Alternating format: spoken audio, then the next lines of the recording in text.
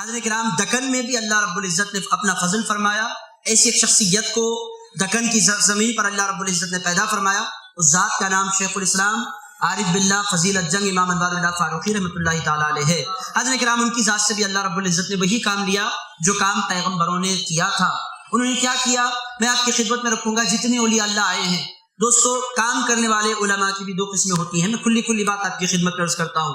ایک وہ جو پیسے کے لیے یا پھر نام کے لیے کام کرتے ہیں، ایک وہ جو اللہ کے لیے کام کرتے ہیں۔ یہ علماء کی بھی دو قسمیں ہیں، ایک وہ جو پاپولیرٹی کے لیے کام کرتے ہیں یا نام کے لیے کام کرتے ہیں یا فیم کے لیے کام کرتے ہیں یا پیسے کے لیے کام کرتے ہیں۔ یہ بات غلط ہے مگر ہے حقیقت۔ یہ انسانوں کی ہر فیلڈ میں کیٹیگریز ہوتی ہیں، اسی طرح اہل علم میں بھی کیٹیگری ہے۔ اسی لیے رسول پاک علیہ الصلوۃ والسلام نے ارشاد فرمایا تھا، میدان محشر میں سب سے پہلے ایک شہید کو لایا جائے گا۔ ترمذی شریف کی حدیث ہے، حضور ارشاد فرماتے ہیں شہید کو لایا جائے گا، اللہ رب العزت فرمائے گا اسے لے جاؤ جہنم میں داخل کر دو۔ تو شہید عرض کرے گا، مولا مجھے جہنم میں داخل کیا جا رہا ہے، میں نے تیرے نام پر اپنی جان لٹا دی ہے، مولا جان لٹانے کا صلہ یہ کہ مجھے جہنم میں داخل کر دیا جائے۔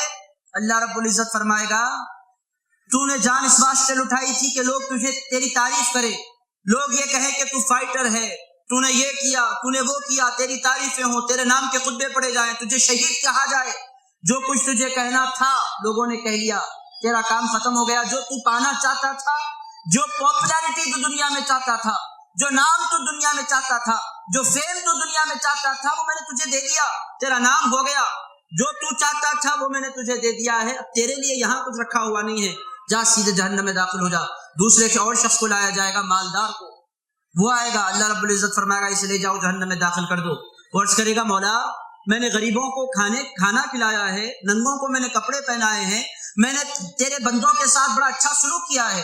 اللہ رب العزت فرمائے گا، تو چاہتا تھا کہ لوگ تجھے مالدار کہیں، لوگ مال کی وجہ سے تیری عزت کریں، تیرا نام ہو، تیرا مرتبہ ہو، تو نے جو کچھ چاہا تھا وہ تجھے دے دیا گیا، اب یہاں تیرے لیے کچھ رکھا ہوا نہیں ہے، اسے لے جاؤ۔ تیسرے نمبر پر کس کو لایا جائے گا؟ حضور ارشاد فرماتے ہیں قرآن کے قاری کو لایا جائے گا، کا مطلب عالم کو لایا جائے گا، ایک عالم دین کو لایا جائے گا۔ وہ بڑی خوشی سے تمطراق کے ساتھ آئیں گے کہ میں عالم دین ہوں۔ وہ حضور کی اللہ کی بارگاہ میں پیش ہوگا، اللہ فرمائے گا اسے اٹھاؤ، لے جاؤ، اسے جہنم میں داخل کر دو۔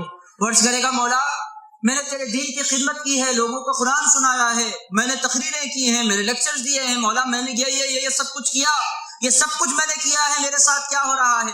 اللہ فرمائے گا، میں جانتا ہوں کہ تو نے سب کچھ جو کچھ کیا، تو یہ چاہتا تھا کہ تیرا نام ہو، تیرا نام دنیا میں ہو گیا، تو چاہتا تھا کہ لوگ تجھے علامہ کہیں، تجھے حافظ کہیں، تجھے مجدد کہیں، تجھے یہ فلاں فلاں کہیں، تیرے نام کے نعرے لگیں، جو کچھ ہونا تھا ہوا، اب یہاں کس امید سے آیا ہے؟ حضرت امام غزالی رحمۃ اللہ علیہ نے اسی واسطے مدرسہ نظامیہ اس زمانے میں بغداد کا سب سے بڑا مدرسہ تھا، مدرسہ چھوڑ کر وہ چلے گئے تھے، جا کر جنگلوں میں بس گئے تھے۔ لوگوں نے کہا اتنے بڑے امام آپ ہیں، آپ کے علوم سے ایک دنیا مستفید ہو رہی ہے، آپ یہ کیا کر رہے ہیں؟ ارشاد فرمایا، میں جانتا ہوں کہ میں اگر وہاں رہوں گا تو صرف تعریفیں ہی تعریفیں ہیں، تعریفوں سے مجھے نام تو مل سکتا ہے مگر اللہ کے پاس جزا نہیں مل سکتی۔ میں نام نہیں چاہتا، میں تو اللہ کی رضا چاہتا ہوں۔ اور انہوں نے ارشاد فرمایا تھا، ایک مقام پر ارشاد فرمایا، علماء کے پاس صرف ہڈیاں رہ گئی ہیں۔ اس کے بعد ارشاد فرمایا، اب جو گوشت کی بات ہے وہ اللہ رب العزت نے پورے کا پورا صوفیوں کو عطا فرما دیا ہے۔ حضرت کرام جو لوگ نام کے لیے کام کرتے ہیں، نام ہوتا ہے، وہ یہ نہیں کہتا ان کا نام نہیں ہوتا، مگر وہ نام کچھ دن کے لیے دنیا میں ہوتا ہے، کچھ لمحوں کے لیے وہ نام اٹھتا ہے، وہ نام اٹھتا بھی ہے، دیکھتے دیکھتے دیکھتے وہ نام زوال پذیر بھی ہو جاتا ہے۔ مگر اس دنیا میں کچھ ایسی شخصیات ہوتی ہیں، کچھ ایسی ہستیاں ہوتی ہیں، کچھ لوگ ایسے پیدا ہوتے ہیں، وہ دنیا میں کام کرتے ہیں تو اپنے نام کے بلندی کے لیے نہیں کرتے، وہ کام کرتے ہیں تو اللہ کے نام کی بلندی کے لیے کیا کرتے ہیں۔ حضرت کرام ان ذوات کو صوفیاء کرام کہا جاتا ہے، اولیاء کرام کہا جاتا ہے، اہل اللہ کہا جاتا ہے۔ ان کے جانے کے 100 سال گزر جانے کے باوجود بھی دنیا انہیں فراموش نہیں کرتی، دنیا انہیں یاد کرتی رہتی ہے، ان کے نام کے جھنڈے لوگوں کے گھروں پر لہراتے رہتے ہیں۔ حضرت کرام اس کا سبب کیا ہے؟ ان لوگوں نے کام، حضرت بندہ نواز یسوع دراز رحمۃ اللہ علیہ سے کسی نے پوچھا تھا، حضرت آپ کا نام پورے دکن میں ایسا پھیل رہا ہے کہ کسی کا نام نہیں پھیل رہا۔ ارشاد فرمایا، محمد الحسینی کا معاملہ یہ ہے، محمد الحسینی یعنی بندہ نواز خود کے بارے میں ارشاد فرماتے ہیں، محمد الحسینی نے زندگی میں اپنا نام کبھی نہیں چاہا، محمد الحسینی نے چاہا کہ اس کے مولا کا نام بلند ہو۔ اللہ رب العزت نے فرمایا، تو پست ہو کر میرے نام کی بلندی چاہتا ہے، میں تو بلند تھا ہی. جب تو پوری سنسیئرٹی کے لیے میرے نام کو بلند کرنا چاہتا ہے، میرا نام تو بلند تھا، اے محمد اور حسین، میں تیرے نام کو بلند کر دوں گا. تو حضرت کرام، دنیا میں جن اولیاء اللہ کا نام بلند ہوا اور جن کے کام میں اللہ رب العزت نے برکتیں عطا فرمائی، ان لوگوں کا معاملہ یہ ہوتا ہے وہ خلوص کے ساتھ اللہ کے لیے کام کرتے ہیں. جس طرح وہ ان کی تگ و دو حضرت امام انوار اللہ فاروقی شیخ الاسلام عارف باللہ رحمۃ اللہ علیہ کے بارے میں آپ کی خدمت میں عرض کروں گا. ان کا سب سے بڑا کمال ان کا اخلاص تھا. انہوں نے جو کچھ کام کیا، میں آپ کی خدمت میں آسان مثال دیتا ہوں. اگر کوئی آسان مثال میں آپ کو رکھوں، کوئی پڑھانے کے لیے ایم ایل اے کے گھر جا رہا ہے. اب اس کا انداز کیا ہوتا ہے آپ مجھے بتائیں.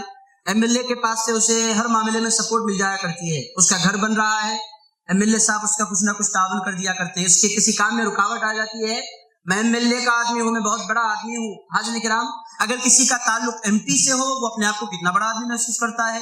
کوئی چیف منسٹر کے گھر آئے جائے، اس کے چلنے پھرنے کا انداز بدل جاتا ہے، اس کا رکھ رکھاؤ بدل جاتا ہے، اس کے بڑے پوزوں میں وہ آ جاتا ہے، وہ اپنے آپ کو بہت بڑا سمجھنے لگتا ہے. میرا جانا آنا چیف منسٹر کے پاس ہے. حضرت کرام، وہ کتنا بڑا آدمی ہوتا ہے. حضرت امام انوار اللہ فاروقی رحمۃ اللہ علیہ کا معاملہ یہ تھا، وہ حیدرآباد دکن کے ایک بادشاہ کے استاد نہیں تھے. میر محبوب علی خان بھی ان کے شاگرد، میر عثمان علی خان بھی ان کے شاگرد. حیدرآباد کے دو بڑے بڑے بادشاہ ان کے شاگرد تھے. اگر وہ چاہتے پھر باضابطہ ان کے لیے تنخواہ جاری تھی. وہ کوئی عام انسان نہیں تھے، وہ تھے ایجوکیشن منسٹر آف دکن. پورے دکن کے وہ وزیر تعلیم و اوقاف کا مطلب کیا، ایجوکیشن منسٹر. ان کے پاس مال بھی تھا، ان کے پاس شہرت بھی تھی، ان کے پاس پاپولیرٹی بھی تھی. وقت کے بڑے بڑے بادشاہ، آپ عثمان علی خان آپ لائٹ لے کر سن رہے ہیں، آپ کو اندازہ نہیں ہے میں کس کا نام لے رہا ہوں. ان بزرگوں سے پوچھئے جنہوں نے عثمان علی خان کا نام سن رکھا ہے یا ان کی حکومت دیکھ رکھی ہے، ان سے ذرا پوچھئے. آج کل یہ آسان حکومت میں آپ بیٹھے ہوئے، آپ کو اندازہ نہیں ہے. عثمان علی خان پیدل نہیں گزرتے تھے.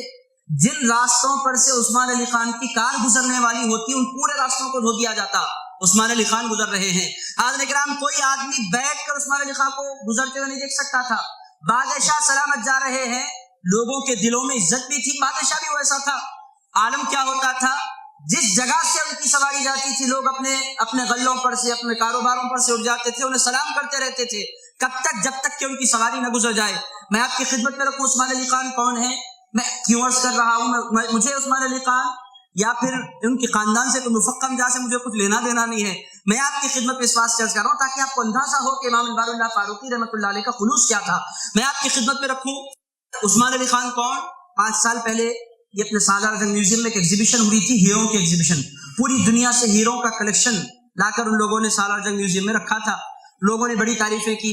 ہمارے ایک دوست جا رہے تھے، انہوں نے مجھ سے کہا کہ ہم چلیں ہیرے وغیرہ آپ دیکھیں. میں نے کہا مجھے کوئی دلچسپی نہیں. انہوں نے کہا دلچسپی نہ بھی ہو تو آپ دیکھیں تو صحیح، دیکھنے میں کیا حرج ہے، آدھے 1 گھنٹے کی ڈیل ہے، ذرا آپ اندر چلے. میں اندر چلا گیا تو ہیرے رکھے ہوئے ہیں، ہیروں کا تعارف لکھا ہوا ہے. ایک ہیرے پر میں پہنچا تو اس کو بہت سلیقے سے ان لوگوں نے سجا کر رکھا تھا اور اس کی قیمت بھی لکھی ہوئی تھی $400 کروڑ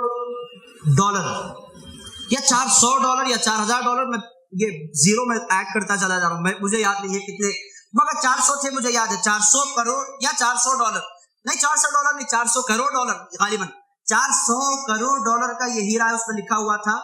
بڑے تعجب میں پڑ گیا. میں نے کہا اتنا قیمتی ہیرا آخری آیا کہاں سے؟ ایک پتھر ہی تو ہے، پتھر کی قیمت اتنی زیادہ. مجھے حیرت ہوئی. وہاں جو منتظم تھے ان سے میں نے پوچھا بھائی یہ ہیرا ہے کس کا اور یہ آیا کہاں سے ہے؟ لوگوں نے کہا یہ عثمان علی خان صاحب ہمارے حیدرآباد کے بادشاہ، جن کو لوگ اعلیٰ حضرت کہا کرتے تھے، پیپر پر وزن کے لیے استعمال کیا کرتے تھے. اور یہ کہاں سے ملا؟ ان کی کتابوں میں کہیں پڑھا ہوا تھا، بیکار کتابوں میں کہیں پھینک دیا تھا انہوں نے. لوگوں نے اسے اٹھا کر لایا تو اس کی قیمت 400 کروڑ بنی. $400 کروڑ اس کی قیمت بنی. حضرت کرام آپ اندازہ لگائیں وہ کون تھے؟ the richest man of that era، آپ کہہ سکتے ہیں اس زمانے کے سب سے امیر ترین آدمی. بل گیٹس آپ کہتے ہیں، اب تو نہیں رہا، وہ پہلے تھا.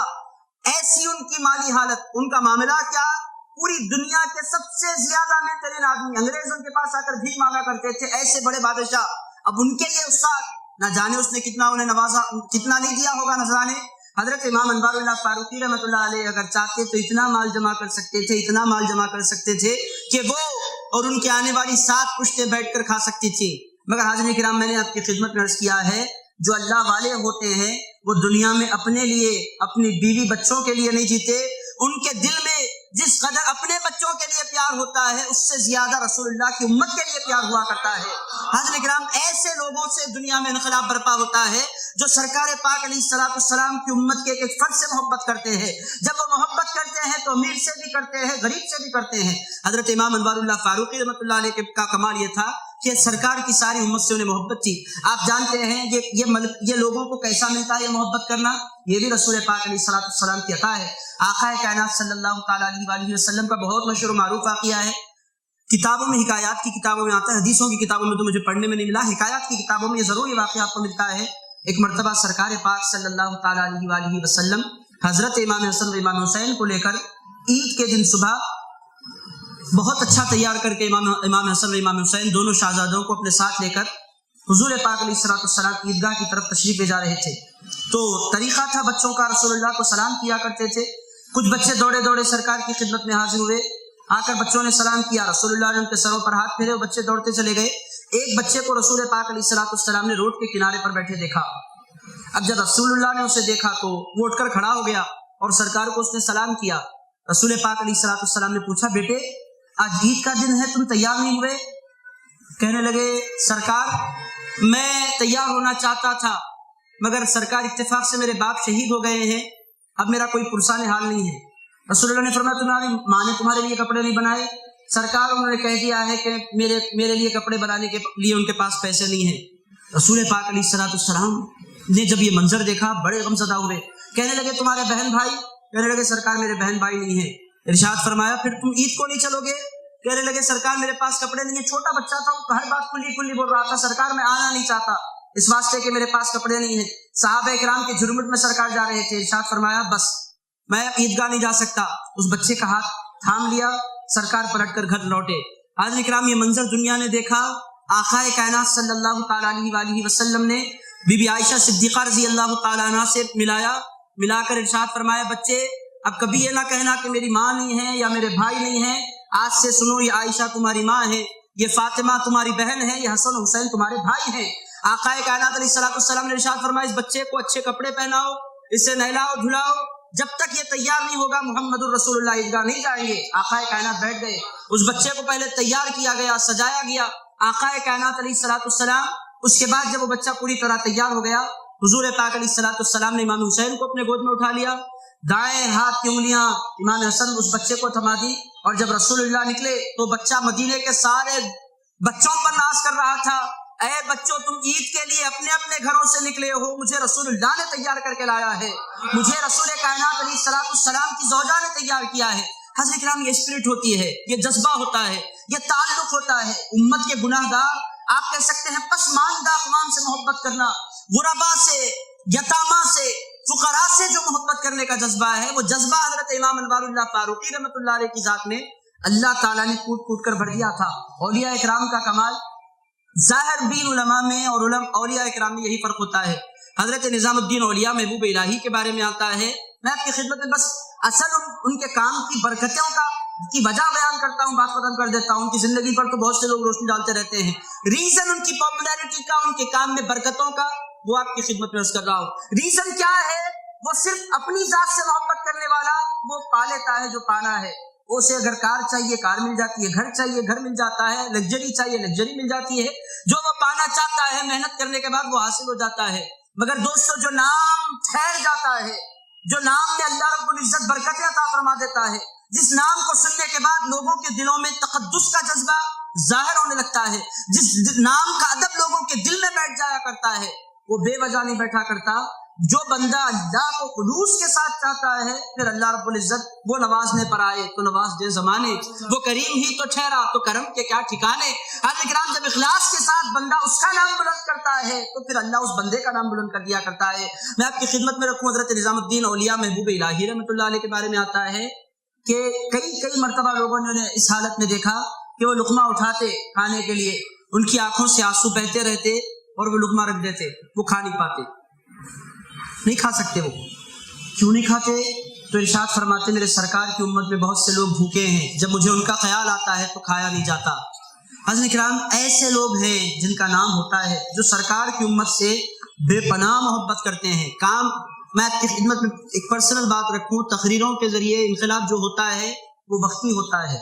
اصل انقلاب جو ہوتا ہے محبت کے ذریعے ہوتا ہے. جس چیز میں محبت شامل ہو جائے